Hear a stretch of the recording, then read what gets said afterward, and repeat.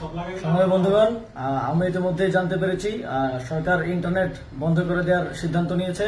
আমরা আবারও শঙ্কা করছি, ইন্টারনেট ব্রডব্যান্ড সবকিছু বন্ধ করে দিয়ে আবার দেশে একটি ক্র্যাকডাউন চালানো হবে, মানুষকে হত্যা করা হবে এবং একটা হত্যাকাণ্ড চালানো হতে পারে আগের বারের মতো।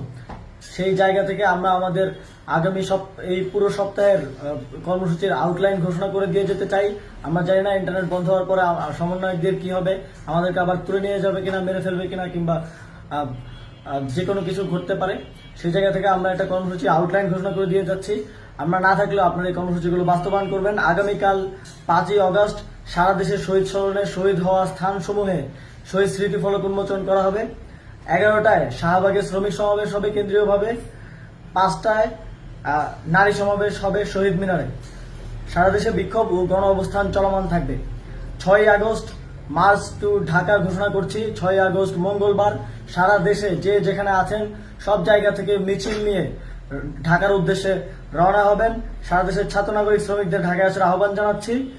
সকল এলাকায়, পাড়ায়, গ্রামে, উপজেলায়, জেলায় ছাত্রদের নেতৃত্বে সংগ্রাম কমিটি গঠন করুন।